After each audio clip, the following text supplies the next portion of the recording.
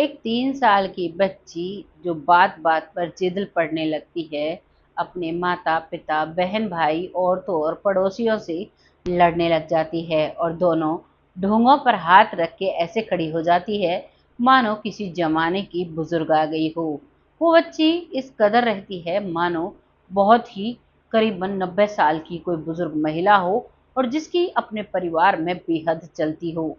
उसकी बातों को देखकर सभी ये कहा करते ये तो कहीं से कोई बुढ़िया आ गई है। और जब उससे कोई बात करता तो वो ये कहता है, बात बात पर वो लड़की, वो जो 3 साल की, जो कर्मों के बारे में समझती है, ना ही अपने किसी दंड के बारे में समझती है, जब भी उससे कुछ कहते हैं तो यही कहती है कि ये सब मेरे कर्मों का दंड है जो मुझे भुगतना होगा। एक छोटी सी बच्ची इतनी बड़ी बड़ी जिम्मेदारियां निभाने लगती है, बहुत अजीब लगता है। उसका भाई जो कि 15 साल का था और वो बच्ची जो कि 3 साल की थी, उससे बड़े 2-3 भाई बहन और थे, यानी कि उससे बड़े 4 भाई बहन थे, जिनमें 2 बहनें थी और 2 भाई थे और तीसरी वो बहन थी। टोटल मिलाकर 5 भाई बहन थे और वो सभी को ऐसे समझाया करती बहुत प्यार से, और बस उनसे यही कहा करती कि कभी भी जीवन में कोई मनमानी मत करना, जैसा मैंने किया वैसा तुम मत करना। एक 3 साल की बच्ची ने ऐसा क्या किया होगा जो वो इतना पश्चाताप करती है और जो बात बात पर कहती है कि मैं, तुम्हें पता है, मैं बहुत भाग्यशाली हूँ, मुझे ये सब कुछ करने का मौका मिला।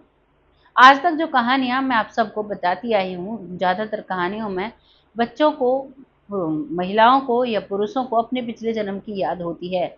लेकिन आज की कहानी में एक महिला ऐसी आती है जिसे परलोक में कही हुई बातें याद रहती हैं।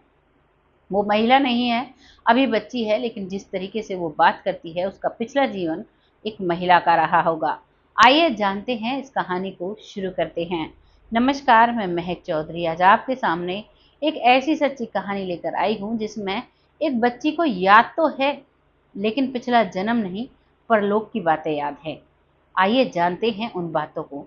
लड़की जिसका नाम होता है रामा। रामा का जन्म सन 1949 में हुआ था और ये बहुत ही पुराने समय की बात है। रामा जो कि एक मिडिल क्लास परिवार में जिसका जन्म होता है, लेकिन उस परिवार में था तो सिर्फ और सिर्फ जिम्मेदारियां थी। जब वो पैदा होती है तो वो सभी को बहुत अचंभे भरे से निगाहों से देखती है। उसकी निगाहों को देखकर बुजुर्ग लोग कहा करते, ऐसे देखती है कितनी मैच्योर हो, कितने अच्छे तरीके से देख रही हो, जैसे किसी से अभी बोलेगी, जब तक वो बोलती नहीं थी। ऐसे ही करके धीरे धीरे वो बड़ी होने लगती है। वो बोलना चलना फिरना शुरू करती है। अब तक वो 2.5-3 साल की हो पाती है। अब तक वो बहुत अच्छे से बोलना चलना फिरना सीख लेती है। वो चलती बिल्कुल बुजुर्ग महिलाओं की तरफ।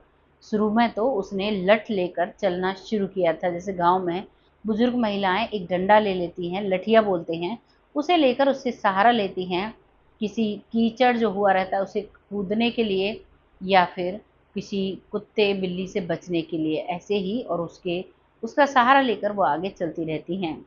वो छोटी सी बच्ची डंडा लेकर चला करती, सब बहुत हैरान हो जाया करते कि इतनी छोटी बच्ची है, ये डंडे का सहारा क्यों लेती है, ऐसे तो बुजुर्ग रहा करते हैं। और एक हाथ से डंडा पकड़ा और एक हाथ से अपनी कमर पर हाथ रख लिया। उसे देखकर ऐसा महसूस होता था कि मानो कितनी परफेक्ट तरीके से एक बुजुर्ग महिला जा रही है। जब सभी इन सब चीज़ों को देखते हैं तो सभी के मन में एक साथ एक जैसा ख्याल आता है। तो सभी कहते हैं कहीं इसे अपना पिछला जन्म तो याद नहीं। तभी उससे कहते हैं, और बेटा कैसी हो? तो वो कहती है कि तुम सब मुझे बेटा बेटा क्यों कहते हो? तुम्हें पता है मैं कितनी मुश्किल से इन सबको संभालती हूँ। जब वो इस बात को बार बार कहा करती तो वो सब हैरान हुआ करते कि तुम क्या संभालती हो। तो वो कहती, तुम्हें नहीं पता, अब भगवान ने मुझे जिम्मेदारी संभालने का एक हक दिया है। तुम्हें पता है अब मैं अपनी जिम्मेदारियां निभाऊंगी। जब वो निभाने की बात करती है 3 साल की बच्ची, तो माता पिता, उसके बड़े भाई बहन बहुत हैरान होते हैं। वो उनमें सबसे छोटी थी। कभी कभी हंसने भी लगते हैं कि ये देखो, ये इतनी सी हमारी जिम्मेदारियां निभाएगी। धीरे धीरे वक्त के साथ वो बड़ी होने लगती है और अब वो इतनी बड़ी हो जाती है कि जो उसके 4 भाई बहन थे उन सब की जिम्मेदारी अपने सर ले लेती है। कोई भी, जैसे छोटेपन में बच्चे लड़ते हैं तो कहा करती कि मेरी वजह से लड़ाई हुई, कोई बात नहीं, आगे से ऐसा नहीं होगा। वो सबसे गलती मान लिया करती। सब बहुत हैरान होते कि गलती तो हमने की, इसने माफ़ी क्यों मांगी? फिर थोड़ा धीरे धीरे वक्त निकलता, कभी किसी के लिए खाना नहीं बचता तो ये कह दिया करती, अरे इसका खाना तो मैंने खा लिया, कोई बात नहीं, मैं इसके लिए अभी बना देती हूँ। वो तुरंत उसे खाना बना कर दिया करती। धीरे धीरे वक्त के साथ वो बड़ी हो जाती है और करीबन 25 साल की हो जाती है। जिस समय में उसकी जिस घर में वो रहती है 4 भाई-बहन से छोटी होती है, लेकिन सबसे बड़े होने का फ़र्ज़ निभाती है। सभी की शादियाँ उसके आगे होती हैं, वो सभी की शादियों में बढ़-चढ़ कर काम करती है और सभी को बड़े प्यार से रखती है और कहती है भगवान की यही मर्ज़ी है और मैं अपने आप को किस्मत वाली समझती हूँ जो भगवान ने ये मौका मुझे दिया। अब लगातार जब इन्हीं बातों को वो कहती है, चारों भाइयों की शादी हो जाती है, बहनों की शादी हो जाती है, भाभियाँ घर में आ जाती हैं, जमाई घर में आ जाते हैं। अब उसकी शादी की बारी आती है, तो उसकी जब शादी होती है, तो वो कहती है कि मेरा ससुराल ऐसा होना चाहिए, जिसमें देवर-जेठ, बुज़ुर्ग बहुत ज़्यादा होने चाहिए। मुझे उन सबके साथ रहना है। परिवार बेटी की बातें सुनता है और एक बहुत लंबा-चौड़ा परिवार उसके लिए ढूँढ देते हैं, कुनबा कहते हैं जिसको, उसमें उसकी शादी कर देते हैं। शादी के बाद वो अपने ससुराल जाती है। अब गाँव में तो सब जानते थे कि सबकी ज़िम्मेदारी अपने ऊपर रहती है, वहाँ भी कुछ ऐसा ही मंज़र हो जाता है। वहाँ जब ये जाती है तो सबसे बड़ी जेठानी बनती है, इससे छोटे इसके 4 देवर थे जिनकी शादी होनी थी। जब तक कोई नहीं आता है उन बुज़ुर्गों की सेवा करना, खुद के सारे काम करना, अपने देवरों के लिए खाना बनाना, उन सभी की पढ़ाई-लिखाई में मदद करना, इस तरीके से वो बहुत मेहनत करती है। धीरे-धीरे वक़्त के साथ उनकी शादियाँ होती हैं, देवरों की उनकी शादियाँ कराती है। शादी कर के जो देवरानी होती हैं, वो सभी अलग होती चली जाती हैं। सभी कहते हैं कि तुम्हें तो कुछ भी नहीं मिला, कोई तुम्हें कोई श्रेय ही नहीं देता कि तुम्हारी वजह से ये सब कुछ हुआ, तुम्हारी वजह से तुम्हारे देवर पढ़ लिख कर बड़ी-बड़ी नौकरियों में लग गए, क्योंकि तुमने घर की बागडोर सँभाल ली थी। इस बात पर कहती है रामा, मुझे ऐसा कुछ नहीं चाहिए, मैं बस एक ज़रिया बनना चाहती हूँ। मैं चाहती हूँ ये सब मेरी मदद से आगे बढ़ें, मैं इतना कुछ कर पाऊँ कि सब आगे बढ़ें। मुझे नहीं है इस चीज़ की इच्छा कि ये सब मेरी बड़ाई करें या वो ये कहें कि इसकी वजह से हुआ है। यानी कि मुझे श्रेय दें, मुझे बिल्कुल भी अच्छा नहीं लगता। ऐसे ही मायके में हुआ था, अपने से बड़े चारों बहन-भाइयों की शादी कराने के बाद खुद की शादी होती है, वहाँ भी उसे कुछ ख़ास श्रेय नहीं मिलता है, कोई भी उसकी बड़ाई नहीं करता है, लेकिन वो फ़ना होती जा रही थी, वो बारिश की पहली बूंद की तरह धीरे-धीरे मिट रही थी। अब एक बुज़ुर्ग जो उसे मायके में भी देखता था और जब उसकी शादी हुई, तो वहाँ भी उसका बहुत आना-जाना था। दरअसल वो पंडित था, वही पंडित उसके मायके में आया जाया करता और वही पंडित उसके ससुराल में आया जाया करता था। अब वो देखता है, तो वो मुझसे पूछ ही बैठता है कि रमा बेटा, मैं तुम्हें बचपन से देखता आ रहा हूँ, ऐसा क्या है जो तुम खुश होकर सब कुछ सहन करती हो? तब वो जो कहानी बताती है उसे सुनकर हैरानी होती है। वो कहती है, आप तो पंडित जी हो, आपसे क्या छुपाना, आपको तो सब पता ही होगा। इंसान मरने के बाद परलोक आता है। मैं जहाँ से मरी, जहाँ मैं रही, वहाँ का वीडियो मुझे परलोक में दिखाया जाता है। ना ही तो वहाँ के मुझे मेरे बेटे, बेटियाँ कुछ भी याद नहीं है।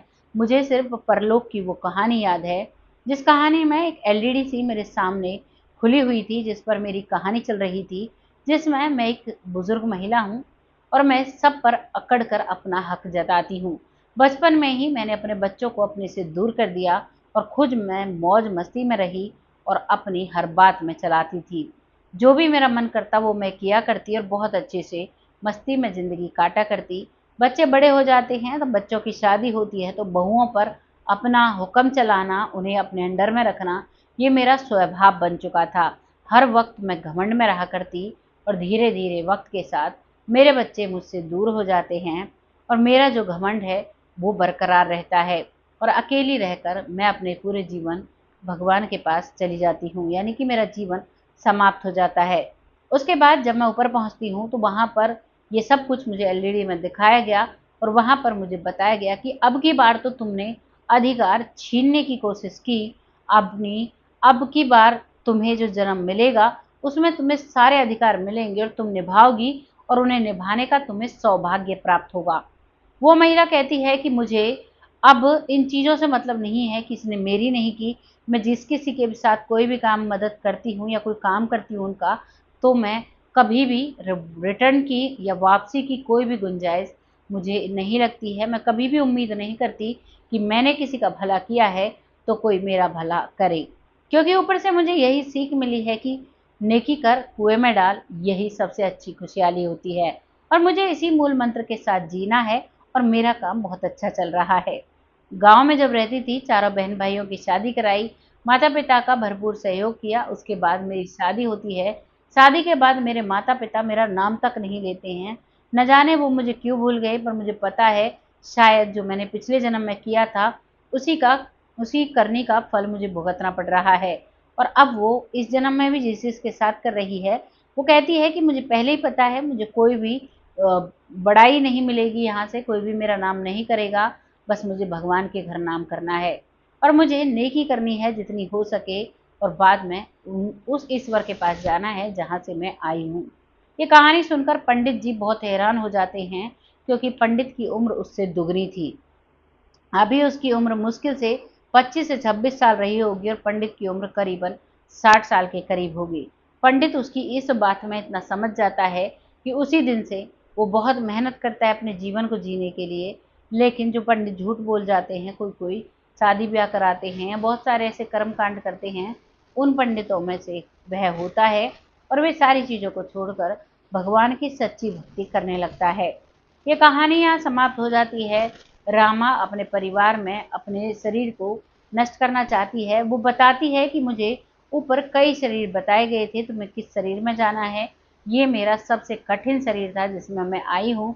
यहाँ पर मेरे जितने भी पिछले जन्म के पाप जन्म कर्म हैं, वो सब मुझे भुगतने हैं, उसके बाद ही मैं वहाँ पर जाऊँगी। ये सब कहकर उसकी कहानी समाप्त हो जाती है। पंडित जी अपने घर चला जाता है और वो अपनी रोज़मर्रा की ज़िंदगी में व्यस्त हो जाती है। लेकिन एक बहुत प्यारा संदेश हमें देकर जाती है, जब हमने पिछले जन्म में गलत किया उसका हमें आभार तक नहीं, लेकिन जब हमने भगवान के पास हम गए और जब हमारा न्याय हुआ तो हमें उसका एहसास होता है और हम टफ से टफ सज़ा सिलेक्ट करते हैं। और उसमें जब भी कोई हमारे साथ गलत करता है तो हम कहते हैं कि हम सौभाग्यशाली हैं, हमने इनकी मदद की, अब ये कुछ भी करे ये उनका मतलब है।